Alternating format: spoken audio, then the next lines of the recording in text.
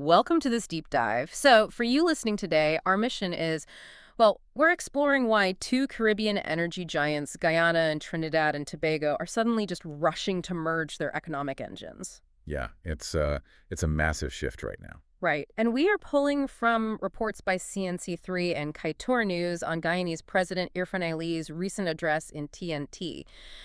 And the best way to think of these two nations is, well, it's like two wealthy neighbors trying to build a shared supply chain, you know? Like one neighbor has the massive fertile land, but needs more processing facilities. Exactly. And the other has state-of-the-art factories, but needs raw materials. Yeah.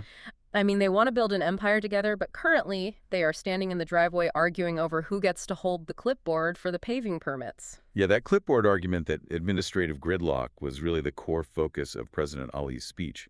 This was at the Trinidad and Tobago Chamber of Commerce at the Hyatt Regency. Right, and he didn't hold back at all. Oh, not at all. I mean, he issued this incredibly blunt ultimatum to the leadership there, urging them to literally, and I quote, lock ourselves up for 72 hours and fix the damn problem. But hey, fix the damn problem, he actually said that. He actually said that. Wow. I mean, the urgency is just striking, especially considering both nations are, actively riding massive oil and gas booms right now. Yeah, but they are aggressively trying to link their non-energy sectors. It's all about building a closed-loop regional economy to future-proof themselves. Okay, but let me push back on that for a second.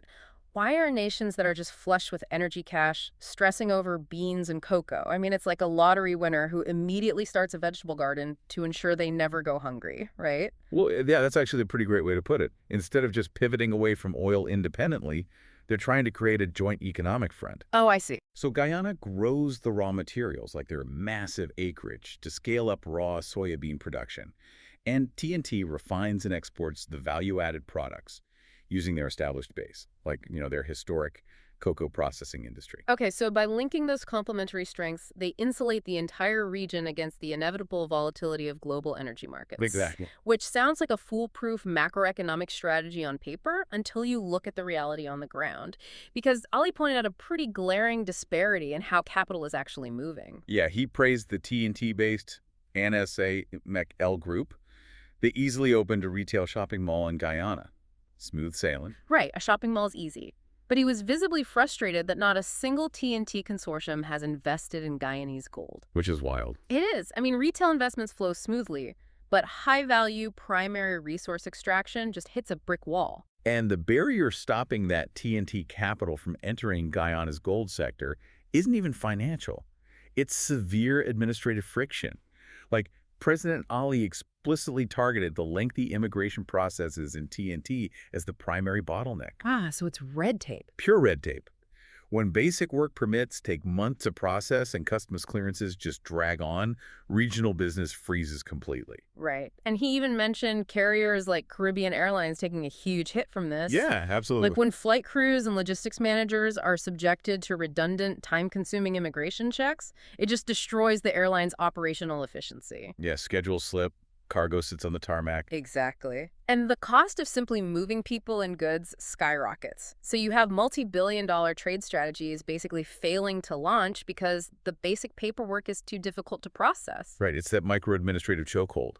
And that's exactly why political leadership is now attempting to bypass bureaucracy entirely. Which brings us to the bilateral meeting, right? Yes. President Ali held a bilateral meeting with Trinidad and Tobago Prime Minister Kamala Persad-Bissessar to engineer a workaround.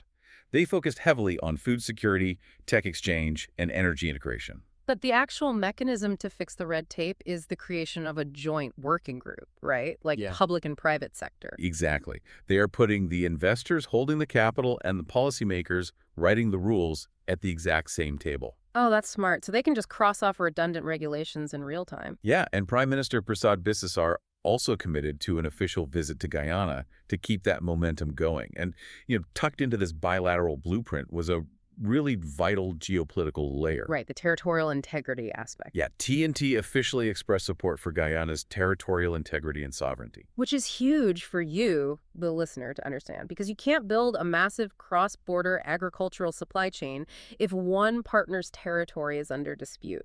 No, you really can't. That declaration signals to private investors that their assets will be protected.